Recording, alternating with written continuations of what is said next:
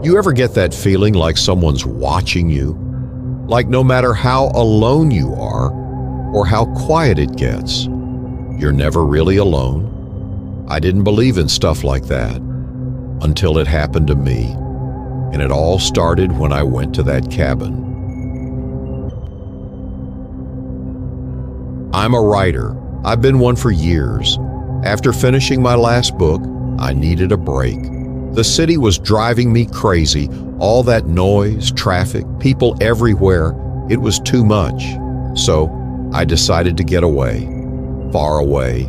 I found this little cabin deep in the woods, secluded, quiet, perfect. When I got there, it was everything I needed. No neighbors, no noise, just the wind in the trees and the occasional bird call. I could actually breathe again. For the first few days, it felt like paradise. No distractions, no one to bother me, just me, the cabin, and the forest. It felt like I could write forever. But then things started getting weird. About a week in, I heard a knock at the door. Now, this cabin didn't have a doorbell or anything. So when I heard that knock, it was loud, almost like it echoed through the whole forest.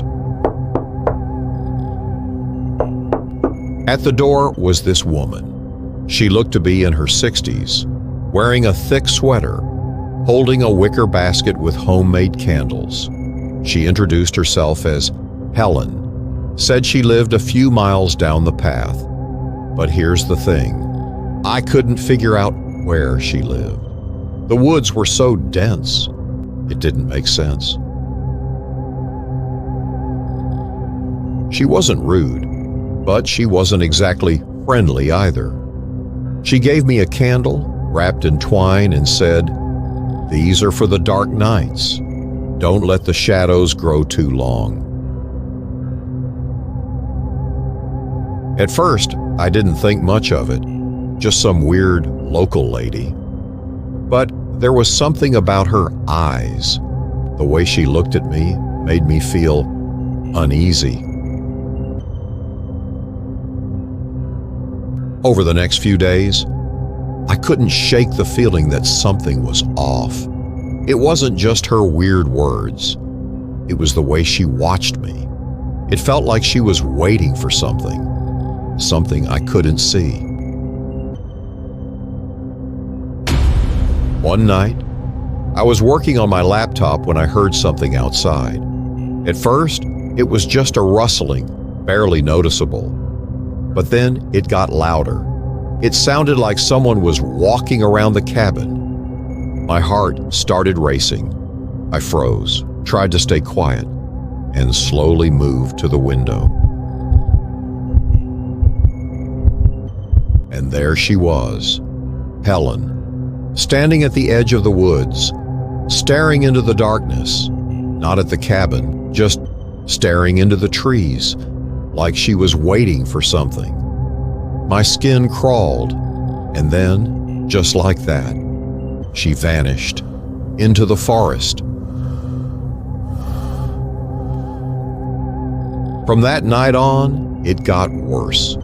The wind picked up, louder than I'd ever heard it, and every night I felt watched, like something was hiding in the trees, waiting. I couldn't focus on anything. I couldn't even write. The silence wasn't peaceful anymore. It was like it was closing in on me. Then, one night, it happened again. Another knock. But this time, it was frantic, almost desperate. I rushed to the door, heart pounding. She was drenched, shaking, and handed me another basket of candles. "Keep your lanterns full," she said, "and don't go out when the fog rises. There are things in the woods you don't want to see." And then she turned around and disappeared into the storm. I didn't know what to think. Was she trying to warn me, or was she part of whatever was out there in the woods? I couldn't tell, but I couldn't stop thinking about it. After that, I couldn't sleep. I kept hearing things in the dark, shadows moving, whispers I couldn't place. Helen's warning echoed in my mind, and I couldn't shake the feeling that something was coming for me.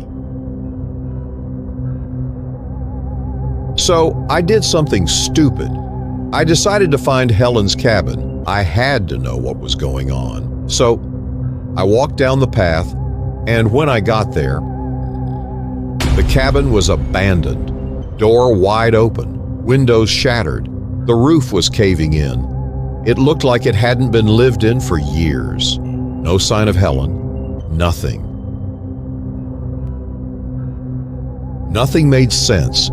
Helen had been so real. She'd talked to me, warned me. But now, there was nothing, just an empty, decaying cabin. I never went back. I couldn't. I don't know if Helen was a ghost or if she was something worse. I'll never know. But sometimes, late at night, when the wind picks up, I hear something, a whisper, a voice, and I can't help but wonder, was Helen really trying to protect me? Or was she part of whatever was hunting me?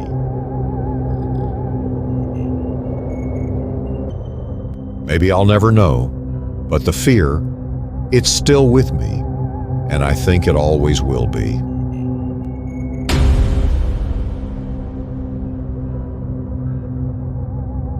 Sleep tight, if you can.